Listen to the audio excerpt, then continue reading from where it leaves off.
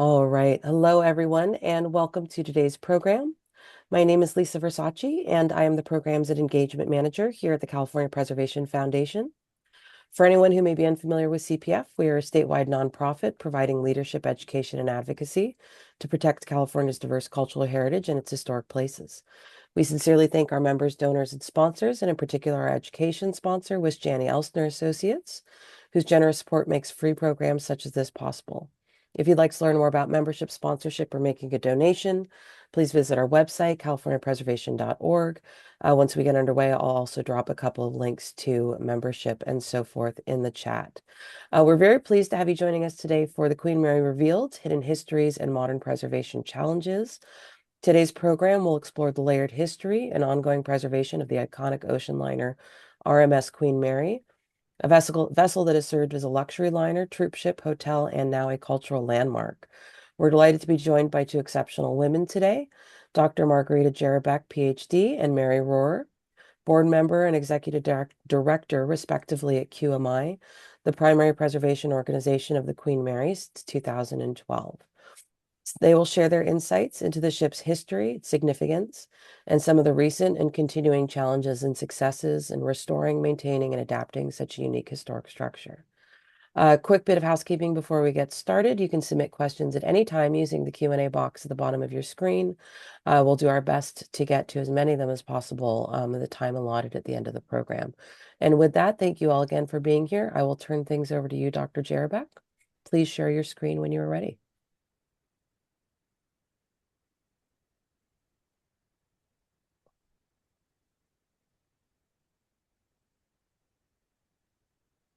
Looks beautiful, but you are muted.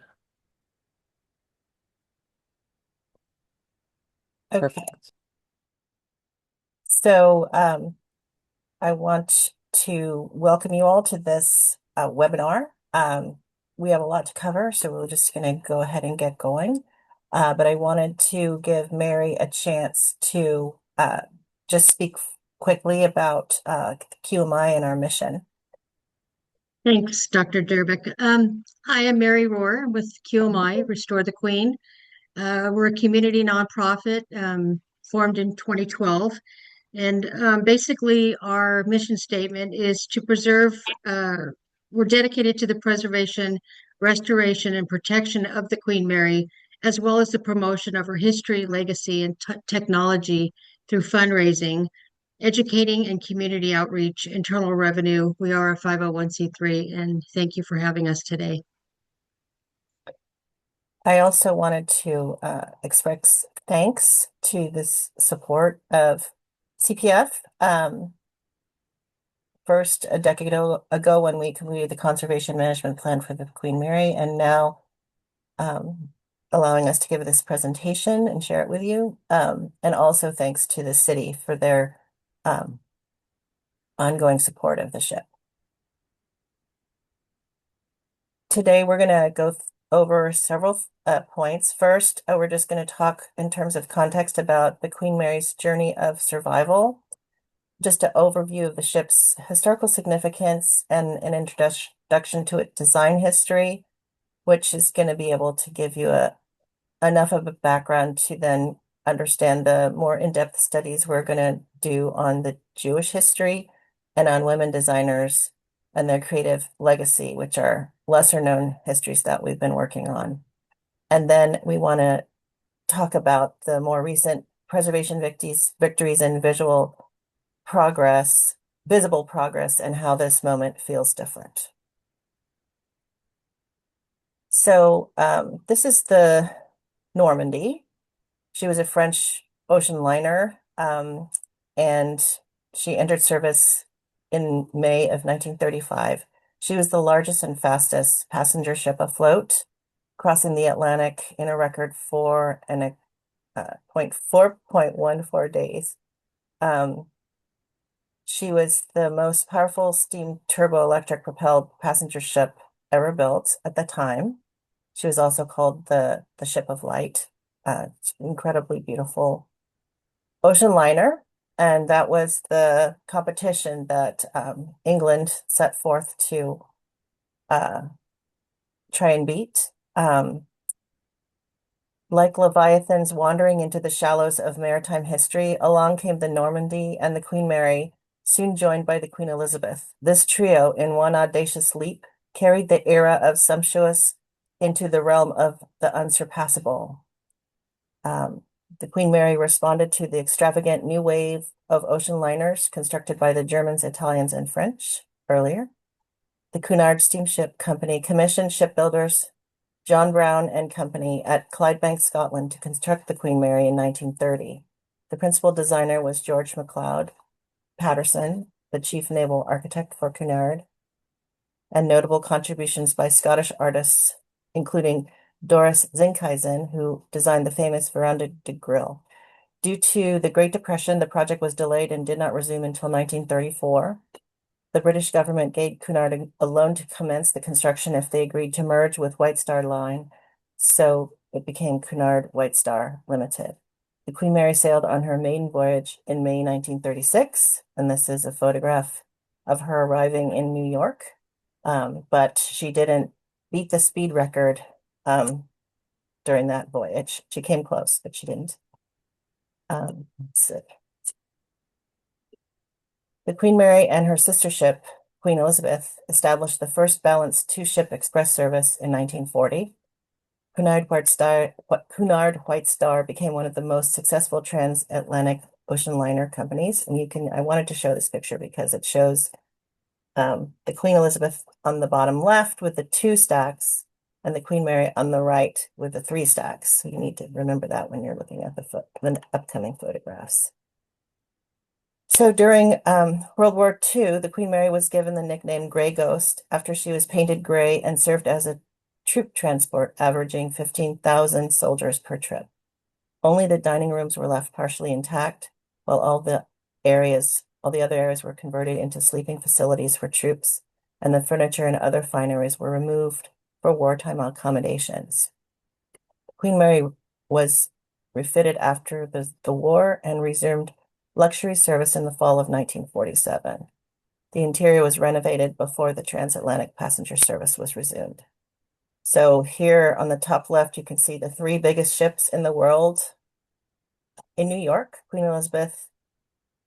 On the right, Queen Mary in the center, she's been repainted gray, and the Normandy at the left. The Normandy came to New York to take refuge during World War II and stayed there. And that's another story for another day. And then on the bottom, you can see the Queen Elizabeth. And then on the top in the center is the Queen Mary. So Normandy, Queen Mary, Queen Elizabeth. So the popularity of airlines forced Cunard to retire the Queen Mary from service in 1967. The city of Long Beach needed a first-class tourist attraction and decided to buy the Queen Mary from Cunard Steamship Line for a deal, like $3 million or so. A historic last voyage was planned with movie stars, aristocrats, and politicians. Starting in Southampton, England, the Queen sailed to Brazil around the tip of South America and into the Pacific for the first time. On December 6, 1967, the Queen Mary sailed triumphantly into Long Beach, accompanied by a virtual armada of boats of every kind and full of cheering spectators. All along the beach and harbor, tens of thousands of Long Beach residents were thrilled at the spectacle of the great ship's arrival, along with fireboats, helicopters, battleships, airplanes, and blimps. After its arrival in Long Beach, the city completed a comprehensive inventory of all assets, and multiple auctions were held, including a large ongoing warehouse sale held until the cost of the staff and rent exceeded the city's revenue. So that's when a lot of the collections of the ship, original items were sold off, which you can find from time to time in exhibition catalogs and such. Everything that was left was put back on the ship and in the holds, and that's what we have today. I'll go into that a little bit later. So the question became, is it a ship or a building? This became a union dispute between the maritime unions who said they had the right to do all the labor on the ship and the land-based building trade unions that said, no, we get to work on the ship. It was ultimately considered a building and converted to California building codes for hotel and tourism use. So that's just a bit of the history. Today, the Queen Mary is the last remaining intact ocean liner of its type in the world from the Art Deco 1930s golden era of ocean liners. The ship was a high-profile international symbol of British achievement, expected to meet the highest standards of contemporary style. The design schemes took a conservative approach to passenger comfort, exhibited high style, and reliable durability. The majority of the interior spaces and staterooms are still largely intact and retain their integrity. The survey of fine and decorative arts that we conducted for the city documented all the spaces on the ship that contain original and fine art items. There are over 4,700 individual items of fine art, decorative arts, and artifacts. Just to quickly go over the design principles of the ship. The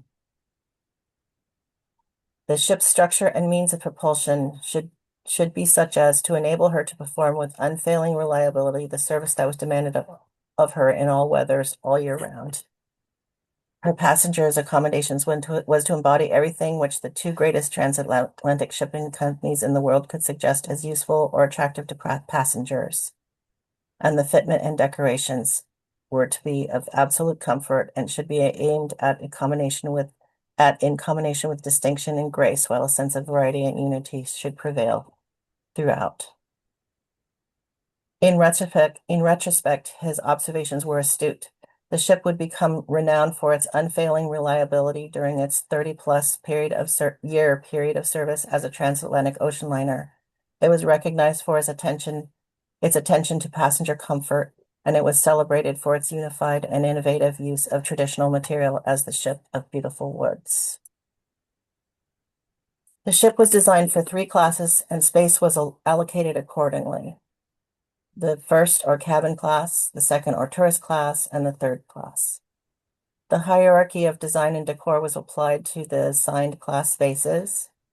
The design of the first class spaces were defined as a combination of the Grand Hotel and English country house, meaning the designs were modern and luxurious yet traditional. The majority of the fine and decorative arts, exotic veneers, and other specially designed finishes were applied to the first class spaces. The second class spaces were more traditional with some modern elements. The third class spaces were more simple and utilitarian, devoid of excess ornamentation and exotic materials. But the distinctions between the class decorations were not overly disparate. Great effort was made to avoid the overt class distinctions in order to provide the same level of experience to everyone. So these are historic photos compared with images from today. The most elaborate and largest space is the first class or cabin class restaurant, renamed the Grand Salon, located in the center of the R deck. Originally, there was seating for 815 people, all the first class passengers. The Birds of the New World and the Birds of the Old World is this painting here, which is an amazing oil and canvas work of art by Duncan Carse. And this beautiful bronze grill door called Earth, Air, Fire, and Water is a feature of that iconic item. And then here the decorative map of the North Atlantic, which is in wood marquetry by McDonald Gill, is another iconic piece. And then, there's glass etchings and wood carvings, and it's just so much. There's just a few of the things that to note. Every detail. So here's the cabin class main lounge on the promenade deck, which we call today the Queen's Salon. Every detail of the main lounge is designed and covered with luxurious materials and artworks. The the salon is a double height main lounge, 96 by 70 feet, and it's highly designed and features torchère lamps and onyx fireplaces and amazingly beautiful chandeliers and fine examples of art, which we will talk about. The focal point of the room is Alfred J. Oakley and Gilbert Bay's Unicorns in Battle, which really defines the space, which we will talk about a little bit later. The tourist class main lounge in comparison, the second class is shown here with some of the artworks, which are more modern. And this class distinction is also evident in the circulation in public spaces.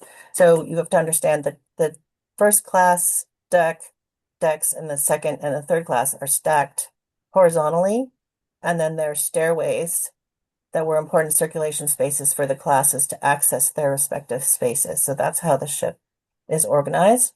And then these respective spaces were differentiated by the design program and design themes within each of those areas. So the design of the second class lounge is 80 by 70 feet. It's more simplified. The walls are covered with leather and Margot Gilbert's 9 sketches dancing through the ages. So I thought that was interesting that these are actually painted on leather.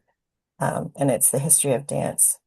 And then these beautiful glass etchings. And this is the original interior design scheme that Margot Gilbert executed. Mary, would you like to take it away? Yes, let's see here. If you could move through the slides for me, that would be great. Sure. This is just as this is a postcard, just showing one of the Jewish passengers, but I'd like to talk about the synagogue in the scroll room and its design and significance. Next slide. So in 1936, Cunard hosted the consecration ceremony for the Artemis Queen Mary Synagogue, or scroll room. Different people call it different things. It's presented by Great Britain's Chief Rabbi Hertz, who was formerly consecrated the synagogue for religious use. The important occasion underscored Cunard's commitment to serving the needs of its diverse clientele. Chief Rabbi Hertz was then familiar to many Jews as the editor of the Hertz commentary, which was something that many of the congregations used as a companion volume to the Torah readings. The ship was not the first to have a synagogue. Actually, the Normandy and a Polish ship, not pronounced the name of that ship, were actually the first two to have a synagogue on board.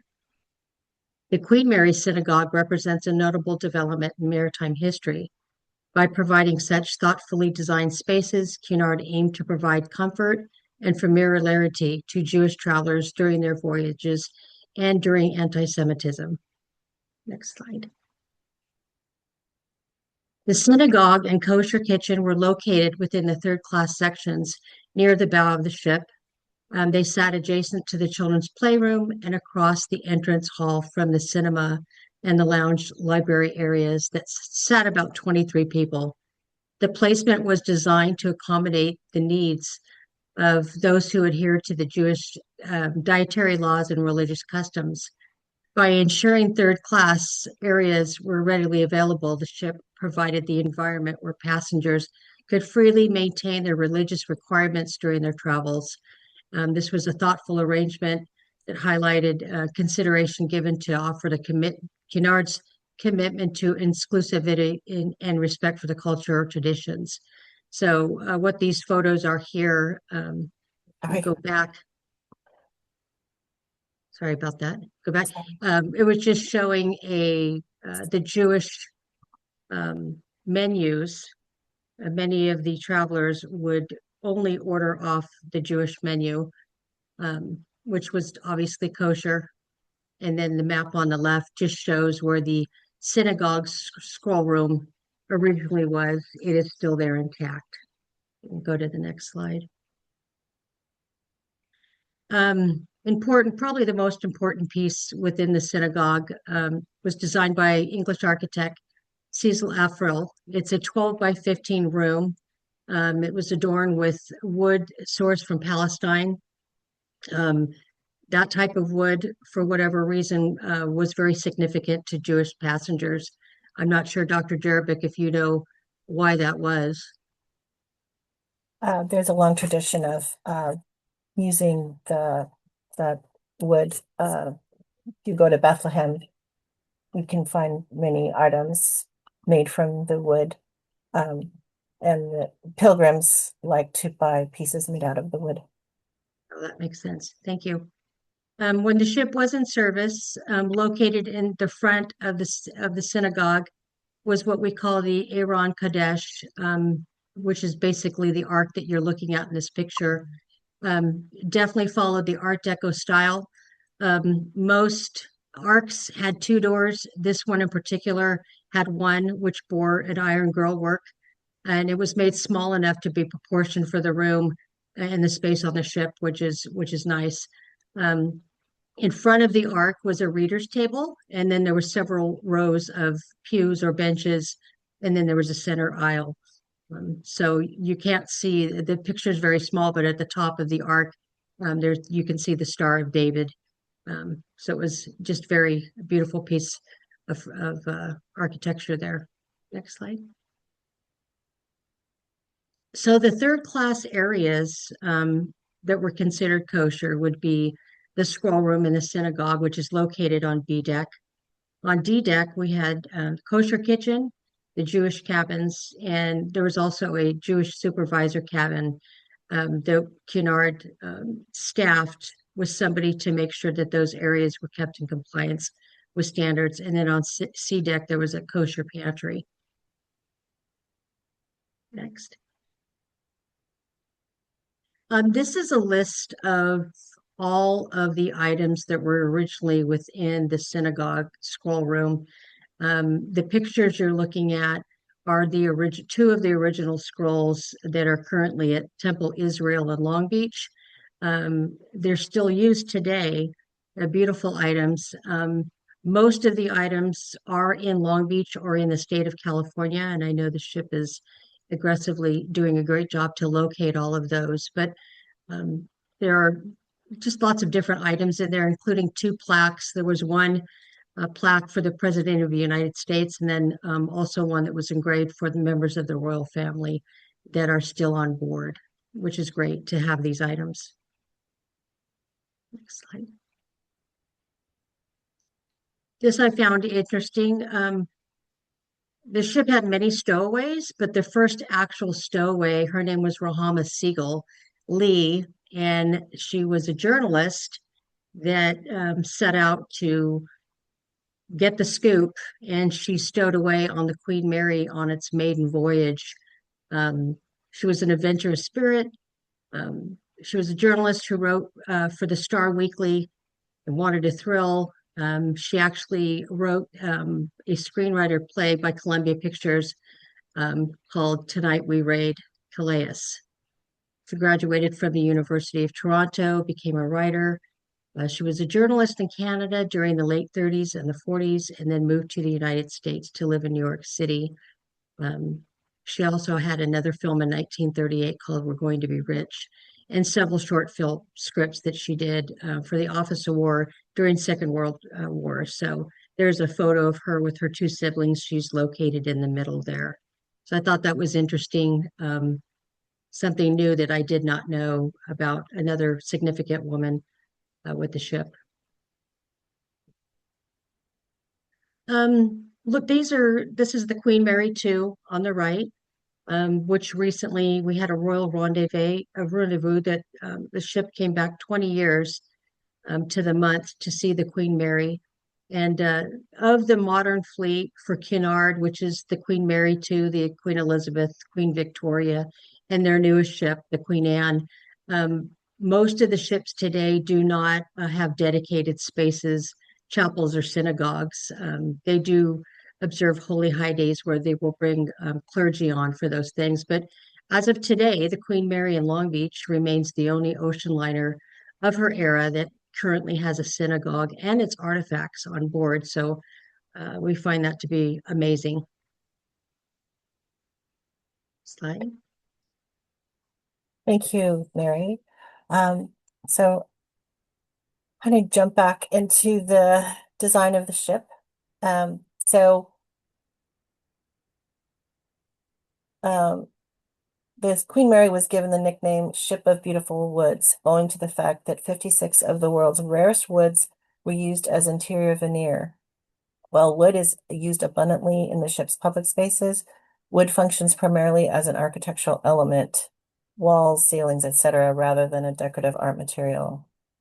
There are some outstanding examples of the decorative use of wood, such as the large, finely rendered map by MacDonald Gill located in the Grand Salon, which I previously showed you, which also functioned to orient passengers to the ship's route and location. It was, you could see on the map where the ship was, they kept it updated.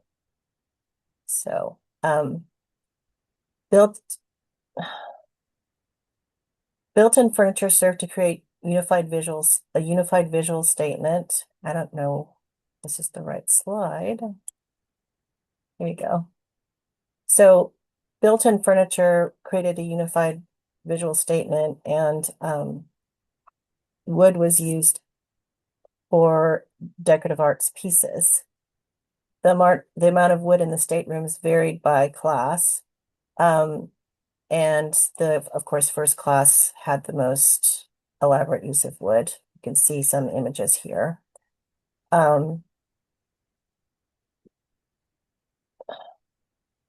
The other thing that's important to know is that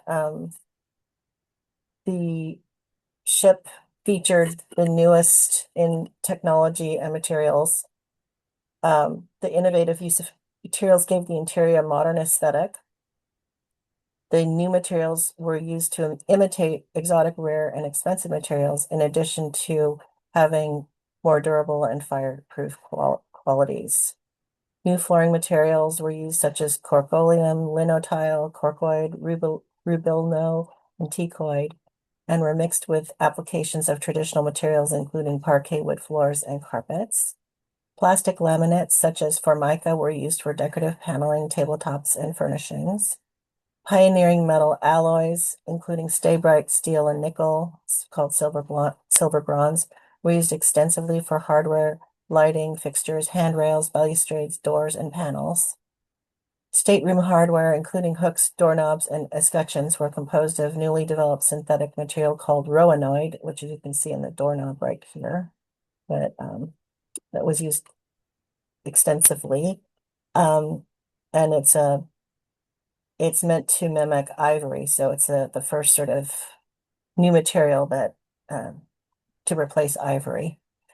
It was also touted for its lightweight and relative strength, its fire resistance and durability. There are approximately 100,000 roanoid fittings that were used on the ship. There's a lot of them still remaining. So just a bit about that. Not okay. So the public spaces, there's design themes. So there's iconic works of art in the public spaces that give visual interest and tie the rooms together thematically, and also work to emphasize their architectural elements. There's a repetition of materials and design elements that creates motifs and visual themes. And some of these include the latest mechanical technology, decorative glass, Art Deco decorative glass, beautiful lighting fixtures of various kinds, and then the fine arts, which are made out of wood, carved relief, sculpture, and marquetry. Painting can be painting on canvas, leather, or wood, as well as bronze and other metal alloys, plaster, mosaics, and etched glass. So many of the ship's artworks tend to punctuate a room, such as Alfred J. Oakley's and Gilbert Bay's Unicorns in Battle. This monumental carved gesso panel is located in the Queen's Salon, which is formerly the first class lounge and is the most prominent artwork of several located in the room, which defines the space's identity. The Cunard Line executives dissuaded artists from unsettling themes, specifically troublesome marine themes, for example, as they didn't want to remind passengers they were on a ship. On the rare occasion when the subject matter is marine, the nautical portrayal is idealized and serene or part of a story. Edward Wadsworth's oil and canvas painting, Dressed Overall at the Quay, depicts a docked ship at a symbolic pier. Artistic themes also reflected both British and American sensibilities and were a romanticized image of the lifestyle and landscape of American and British history. British landscape is portrayed in paintings such as Algernon Newton's Evening on the Avon, and Gilbert Bay's, and the Western themed bronze sculptures by Gilbert Bayes, Alfred Oakley, and Nicholson Babs in the first class main lounge. American architect Benjamin Wistar Morris was brought onto the design team to cater to American tastes and to organize that kind of interchange. Artworks also work to define the atmospheric quality and emphasize the social activities that occurred there. On the left is Kenneth Shoesmith's painting Flower Market on the wall above the onyx fireplace of the first class drawing room. This room was used for was dedicated to women and non-smokers, and it also was at the other end of the room was where the Catholic observances occurred, and the Madonna of the Sea was used to define that space. Other themes, the Dancing Through the Ages, the history of transportation, which is you can see a lot of the etched glass in the circulation areas of the ship. The birds of the New World and birds of the Old World, tying the two sides of the Atlantic together, and also Greek mythology were themes. So just to go through a few of the most iconic spaces, the Royal Salon, formerly the first cabin class smoking room, made fewer concessions to the modern spirit than any other space.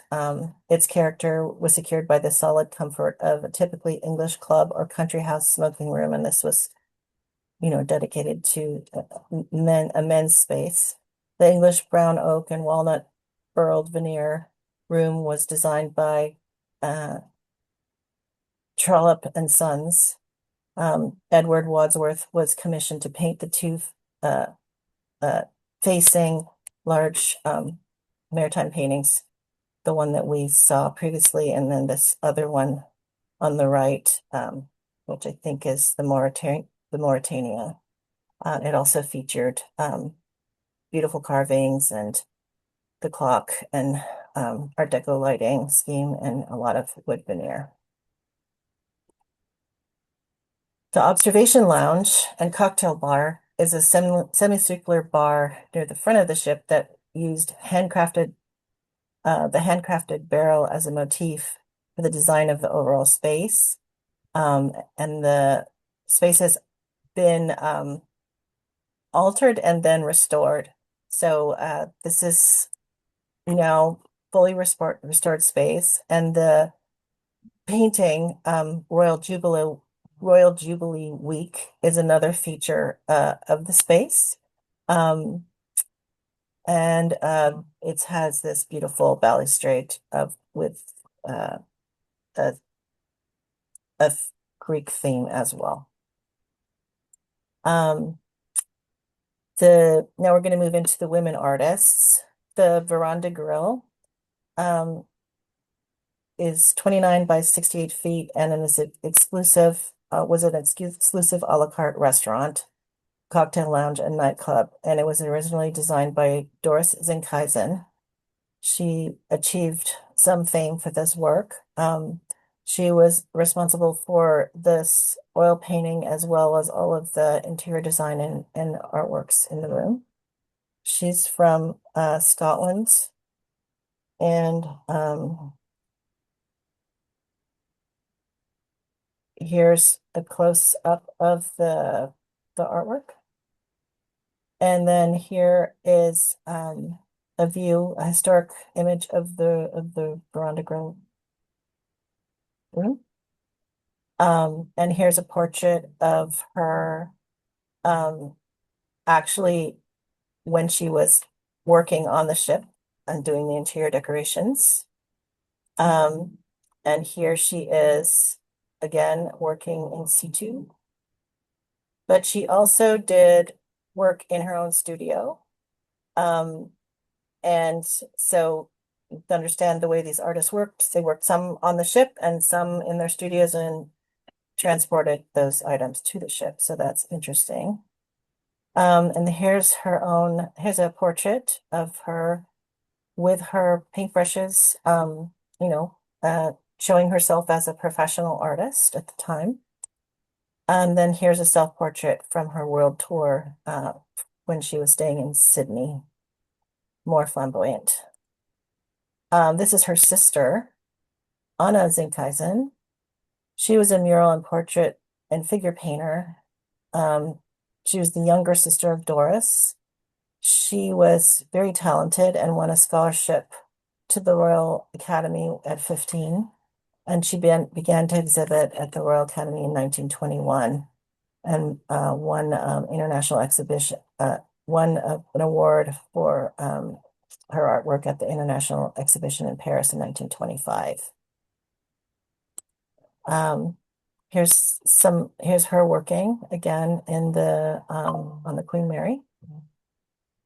And here is some of her work as a portrait painter. She was also a set designer. And here's her self-portrait from 1944. This is Agnes Pinder Davis, who was a designer. She she was well known for her work for Royal Dalton and Crown Staffordshire. And she was also active as an interior designer and she did book plates. Here she is with a work that was used on some of the glass etchings on the Queen Mary. And this is what she's most known for was her design of the carpet for the Queen's Salon, where the Unicorns in Battle artwork is located. And she basically got the commission because the design for the original carpet was too avant-garde and she was hurriedly selected to be the replacement designer. Here's some, I found this carpet that she designed for the ship that was actually in an exhibition, auction catalog. So there are pieces of carpet running around the world from the Queen Mary. This one was designed by her, has a nautical theme. This is Margot Gilbert. We talked a little bit about her work, her paint on leather and the history of dance here. Just another image in the Botanic Salon. It's an original image. And then there was Dame Laura Knight. She was a figure and landscape painter from Derbyshire who studied at the Nottingham School of Art, where she met her husband, and together they worked in a small colony of artists.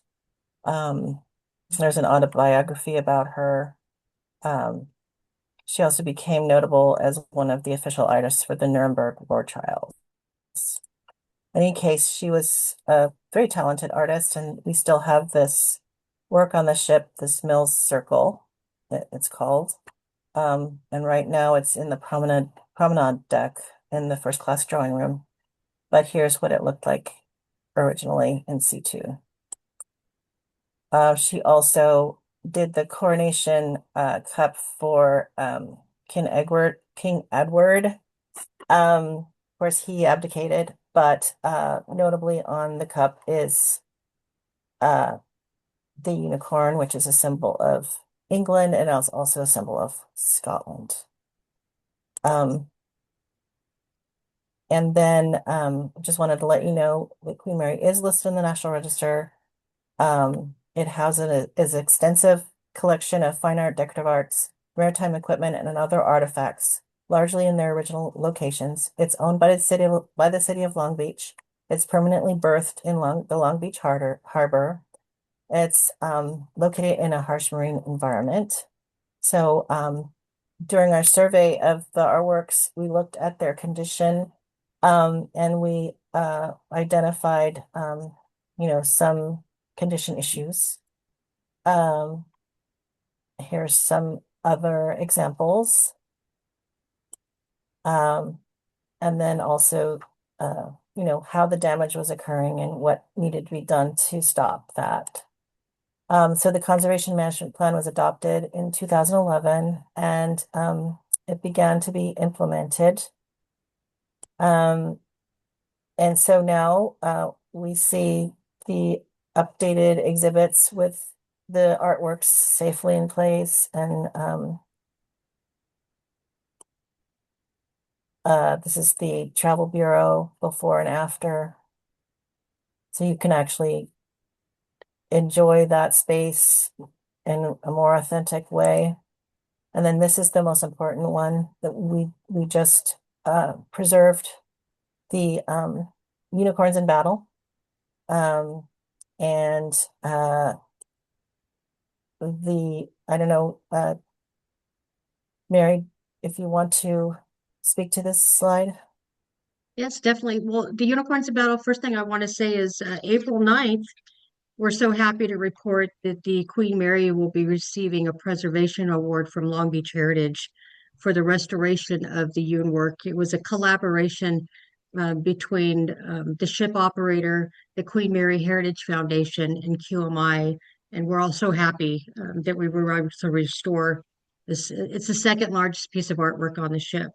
Um, I just wanted to close here with the city of Long Beach contracted with a company called Evolution Hospitality, and they've been brought in to manage and handle the ship since the ship reopened in 2023 after COVID. I just want to say that they're with the restoration, attention to detail, and the level of care. It's better than it's ever been for the ship, and they're doing a wonderful job, just a wonderful job. Um, the ship previously faced significant challenges with restoration initiatives, and it does have two dedicated 501c3 nonprofits now, which has never happened in the history of the ship. Um, in the city, as Dr. Jerebick said previously, they did adopt a conservation management plan, which outlines preservation requirements, guidelines, and a clear plan for funding going forward of this beautiful ship. In addition to the unicorns in battle, areas of restoration has been the brand new Queen Mary Art Gallery, which is beautiful, located on Promenade Deck, the revitalization of the Travel Bureau, carpets, deck replacement, railings, flooring, lighting, and painting in numerous spaces. Um, Queen Mary's management has collected restoration insights and is currently considering restoration of the synagogue, working with the community. And just wanted to also put out there that May 27th, we will celebrate the 90th anniversary of the maiden voyage for the Queen Mary, and would encourage you to visit the ship. They have much going on right now. It's better than it's ever been. And then I put our link there. If you have any additional questions, you can follow us on social media or you can reach out to me directly. But it's just, this is probably the best time I've seen. I grew up in Long Beach, and the ship is probably in the best condition it's ever been in. So, thank you again so much to Steve Coloca, the managing director at the ship, and to the city of Long Beach, and to the California Preservation Foundation. We really appreciate it. Thank you.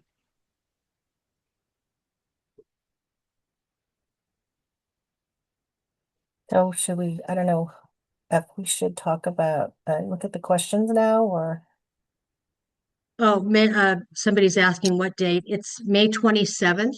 It's a Wednesday, but I believe the ship has events going on for that whole week ongoing. Um, Somebody's asking, why are there what appears to be cutouts, squares in the unicorns in battle artwork? What did they have a function? Yes, they did. Those cutouts were actually behind the unicorns in battle. There was a projection room where they showed movies. They're no longer used, but that's what those are actually for. Thank you. Wonderful. Thank you both for such an amazing presentation. We do have quite a few questions in the Q&A, so I'd love to get to these. If you do have additional questions for Mary and Dr. Jerbeck, please put them into the Q&A. I think there's been a couple that have come through in chat. I will do my best to find those in the chat. There's also been a lot of other information going in the chat. So again, the Q&A is the best place to put any questions you would like to have answered. Going back to earlier in the program, um, Liz asks, were there kosher areas in third class? Because asking that if there was only in the first class, obviously the passengers in the second and third classes wouldn't have had access to them. Correct. Uh, Yeah, the kosher menu was provided in third class. I've never heard of anything valuable information about it being, kosher meals being served in first class, but we could definitely look into that. um, MB asks, how much were the tickets? I think she's asking what the ticket cost was for the various classes at the time that it was still um, operational, and if you have sort of a sense of how much that would be in today's money. I know, I think in 36, the maiden voyage, 36 through 40, they were anywhere from $250 to 1,000, depending on the three classes. Um, I don't know what that would be in today's market. I mean, if you look at what the fees they have for like the Queen Mary 2, definitely in the thousands. So $250 to go to do a transatlantic tour seems like a good deal to me. One of the interesting things that I read is that one of the reasons that Cunard was so successful was that they had a larger proportion of second and third class passenger space than, for example, the Normandy, which was focused more on first class passengers. So it was more possible for people from various economic levels to travel on the ship. Right. I love that you just know all these things. I did a quick Google There's search. so It much. looks like $250 in 1930s money would be about $5,000 today, Wow. Yeah, for that as a comparison. it was less for third class, but at that time, I don't, um, you figure during World War II when people were fleeing Europe on the Queen Mary, even half of 250 was probably a lot in those days. Sure, but certainly well worth it if you're trying to get out of there. Yeah. Liz asks, how many of these spaces and pieces of decorative and fine arts are available to view if one is aboard the Queen Mary these days, and is a tour required? They did just open a new art gallery. Much of the art is available. Like we're looking at the veranda grill right now that she's showing those pictures. Most of these rooms, to basically preserve the atmosphere of the rooms, they are kept locked, the ballrooms, but you can access them through tours. But I would say pretty much all of the artwork is available to view. So Um, the art pieces that were designed for the ship are still in situ because they were built in. They were, Yes. so that's one of the reasons that they have survived and that they're still on the ship. gotcha. Cornelia asks, what were outdoor spaces like, and were there any? Did people Oh. spend time on the deck when it was going across the ocean? They do now. I know. Yeah, definitely. There's a historic picture, World War II picture of the record-breaking crossing where the whole deck of the Queen Mary, every inch that's visible, is covered in bodies. She still holds the record for transporting the most humans on one tour. I think it was over 16,000 people. So today you can access any deck on the Queen Mary, sun deck, promenade deck. It's really beautiful. Would it have been somewhere? I mean, you think about like cruise ships now, and of course they've got all these activities and stuff planned for while you're aboard. But is it something that people would have really spent time out on the deck while they were doing a transatlantic voyage before, or would people sort of mostly been in the drawing rooms and interior spaces? I absolutely outside. There was a lot of up on sun deck. There was a lot of different games that they played. The ship is currently offering some of those games. It's kind of neat. But yeah, it's there was a lot of activity going on, when the weather permitted for it outside. There's photographs of people enjoying different kinds of uh, shuffleboard and different types of games on the different recreational deck areas. And there's also, there were areas where people sat out on uh, deck chairs. Um, Lots of sunbathing. yeah. And there was a swimming pool. There's a swimming pool on the ship. It was interior, but it's in a very poor state of preservation but anyway. Um, Yeah, it was one of the few places that you could actually sunbathe while you were having English tea. Tea at sea. Diane asks, is there a best time to tour the Queen Mary, time of year, week, or day? They have tours daily. I think they're from like 11 to 6 every day. If you check the ship's website, they have a plethora of new tours, anything from the engine room to the art galleries to the spooky stuff. Um, they're there 24/7, 7 days a week. Mitchell asks if it's still a hotel. It is. It is. It's a beautiful hotel. It's like sleeping in a museum. Um, uh, as a housekeeping, Margaret asks, where will the recording be available? I will send everyone a recording in a follow-up email to this program. Brian asks, what are the future plans for the Veranda Grill? I know they've been giving a lot of attention. They just restored the entrance to the veranda grills, all of the wood uh, railings that they have. They have brand new doors. The inside is gorgeous already. I mean, with the exception of it's a gorgeous room in the state that it's in now. It's very well maintained. So as far as restoration, I'm not really sure exactly what's needed for that room, but it is currently in service. People do rent that out for weddings and special events. I know we didn't really get quite as much time, I think, as we'd originally hoped to talk about the preservation plan and the current preservation efforts. But and I think I asked you this earlier when we were discussing this program. Can you remind me if the preservation plan has suggestions for the order that this work is being done in, or is it sort of a, hey, we've got $30,000, let's do that one over there and that one over there, or kind of, can you give us a little sense of how projects are being prioritized? Um, to my knowledge, and maybe Dr. Jerba can speak to this, to my knowledge, the 2028 Olympics are coming up, and I think the city is diligently trying to prioritize the different areas of the ship and what's going to be needed so that the ship can participate in the Olympics and welcome all those guests. I knew they do have a capital expenditure report that the city maintains. The city meets with the ship operator, they collaborate and figure out what spaces and what projects need to be done in the order of priority. It's kind of always been like that.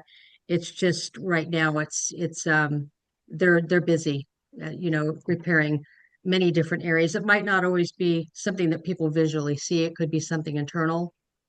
Um, But what we do is we have events aboard the ship, we raise funds, and then we take direction from the ship operator and the city and help where we can, depending on what the project, such as the unicorns in battle. Um, so it seems to be working. I just want to add that the Conservation Management Fund did set out uh, priorities. Um, and part of the work that has been done is to assess the ship's hull structure and systems, and then to document also the architectural features. Um, and so that was part of it. And then to set up climate control and securities and there's a lot of sort of behind the scenes stuff that has been done to improve the care and respect for the ship's collections. So, and then to start to interpret, provide exhibits, provide education to the public. So, um, and then of course the different spaces, in terms of how iconic the artworks are, and then what condition they're in, that goes into the decision to preserve certain artworks like the unicorns in battle. I don't know if that helps. Yeah, absolutely. Thank you. It is 1 o'clock, so with Mary and Dr. Jerbeck's permission, I'll keep going with a little bit longer with questions. But in case anyone does need to jump off, the next couple of minutes of questions will be in the recording. I also have about 10 questions left, so we won't get to all of them in the next several minutes, but we'll be asking Dr. Jerbeck and Mary to answer some of those via email, because there are some really great questions in here. So I'll probably just go with maybe two, three more, and let us go a couple minutes over. Anonymous asks if anyone has compiled an oral history of visitors and passengers on the Queen Mary. I know when the ship was in service, the Cunard Archives, which is located in Livermore, they used to print and give out copies of all of the passenger by class. The Cunard Archives does have that up until 67, until the ship was in service. Um, Unfortunately, you can't get that via email. That's something you might have to specially order or physically go there to get. But yes, those are included.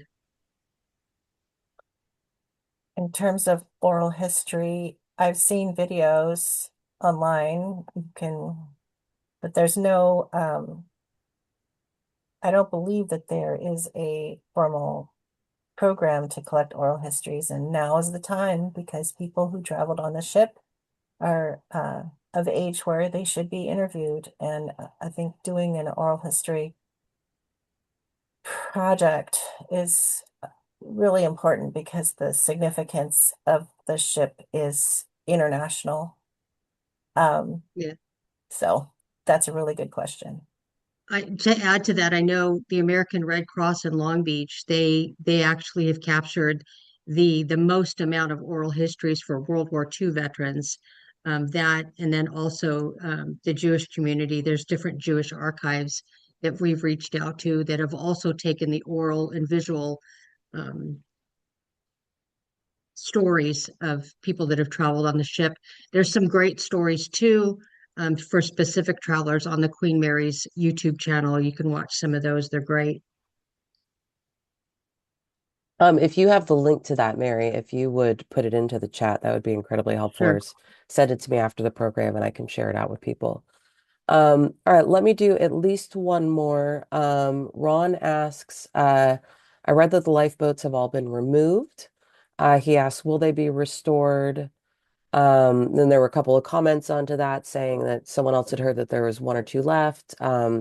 And someone else commenting that most of the lifeboats that were on board were no longer the original lifeboats anyway. Yeah. So many of the lifeboats that were on the ship when it was brought to Long Beach in 67 were not original to the Queen Mary. There are currently still two lifeboats on board that are covered in blue canvas, red canvas, actually, new red canvas, another improvement. There are, I think, 5 or 6 of them that are sitting at the City of Long Beach Yard to be used for at a later date. It is an item that I know is on the radar. As to when, we don't know, as far as restoring the two that are on the ship for a static display. But many of those lifeboats and the davits, they had to be taken down because over years and years of wear and tear with the sun and the weather, they simply were too heavy, and we didn't want to, the ship didn't want to compromise the integrity of everything else on the ship. So. Jay asks, will the recent discoveries of the forward equipment, glass artwork, etc., many of the things that you showed today be revealed to the public at some point, or is there a plan to have them Oh, available for exhibit? yeah, it has all of these items are if you check the Queen Mary's website under the restoration tab, or if you go to their Facebook page, there's a lot of information about all of the progress. They have lots of new areas that they've restored and just reopened in the last month. But it's all public knowledge. It's definitely shared. We have some things on the Unicorns in Battle as well on social media. So there's just a lot going on, so we're constantly sharing updates. I do have about 7 or 8 questions left that I will email you both, and thank you kindly for offering to take a bit more time out of your days to answer those. But I thought this was a fun one to end on. G asks, could the Queen Mary be restored to function as an actual ocean liner for its 100th anniversary? I'm gonna say probably not. Um, I I know when the city decided to buy the Queen Mary, I do believe there was part of the agreement that noted that the ship would not be seaworthy again. And she does deserve some retirement time, so I'm gonna probably say no on that one. The engines were removed as part of the Yes. contract between Cunard and the city. So she can't go anywhere. Did Cunard take the We don't engines want her to go back? anywhere. Well, that's true. You don't want to lose her. I mean, you put a lot of No. effort into her at this point. Yeah. Um, well, thank you for taking the time to answer all those questions. I said we have several more, but I do unfortunately need to call it quits at some point for the program today. To Dr. Jarevec and Mary, thank you so much for sharing your time and insights with us today. It's been really amazing going through the history and the ongoing preservation of the Queen Mary. And I know we could keep talking about this for hours longer.